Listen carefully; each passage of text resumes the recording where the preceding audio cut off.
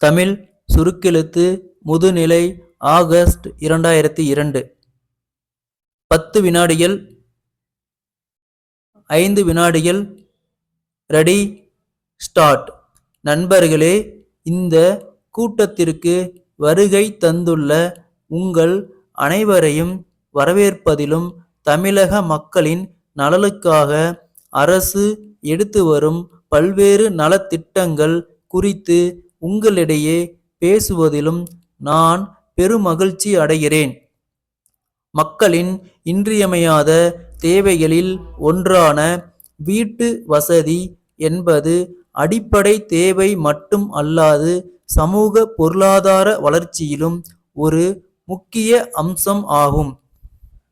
எனவே நமது அரசு ஒரு குடும்பத்திற்கு ஒரு வீடு என்ற அடிப்படை நோக்கத்தை நிறைவேற்றிட அனைத்து வகையான முயற்சிகளையும் மேற்கொண்டுள்ளது.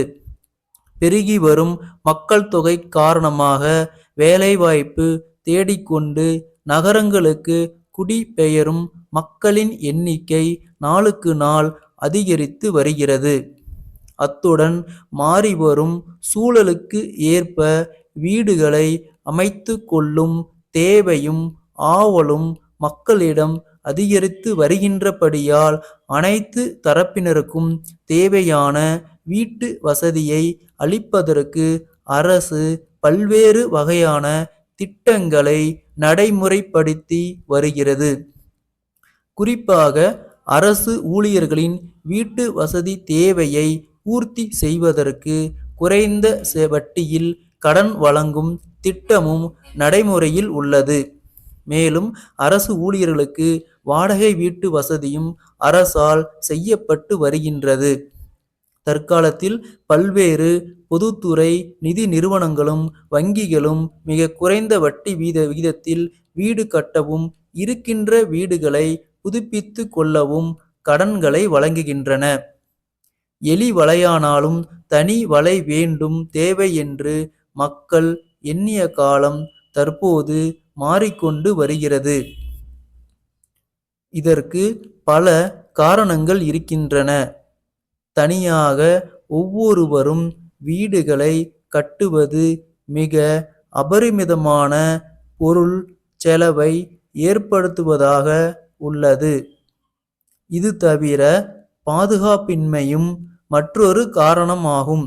மக்கள் தொகை பெருகிக் கொண்டே இருக்கிறது.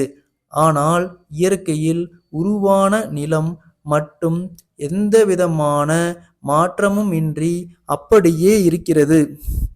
இதில் மனிதன் உயிர் வாழ அத்தியாவசிய தேவையான வேளாண் பொருட்களை உற்பத்தி செய்ய ஒரு பகுதியை வைத்து கொள்ள வேண்டி இருக்கிறது. ஒரு பகுதி நிலம் காடுகளாக இருக்கின்றது. ஒரு பகுதி நிலம் தோட்டங்கள் மற்றும் தோப்புகளாக மாறி விடுகிறது. எதற்குமே பயன்படாத நிலத்தடி நீர் வசதியே இல்லாத பகுதிகள் வறண்ட நிலங்களாக இருக்கின்றன. இவை போக மீதம் உள்ள இடத்தில்தான் மனிதன் வீடு கட்டி குடியிருக்க வேண்டி இருக்கின்றது. எனவே வீட்டு வசதிக்கான நிலப்பரப்பு தேவையை விட மிகவும் குறைவாக இருப்பதால் காடுகளையும் விளை நிலங்களையும் நீர் நிலைகளையும் அழித்து வீட்டு மனைகளாக மாற்றிடும் போக்கு அதிகரித்து உள்ளது. இது மனித இனத்திற்கே பாதகமான ஒரு போக்கு என்பதை அனைவரும் உணர வேண்டும். இயற்கை செல்வங்கள் அழிக்கப்படுவதால் மனிதனுக்கு உணவு பற்றாக்குறை ஏற்படும். சுவாசிக்க சுத்தமான காற்றும் குடிக்க நீரும் கிடைக்காது. கால்நடைகள் தீவனம் இன்றி நீரின்றி அழிந்துவிடும்.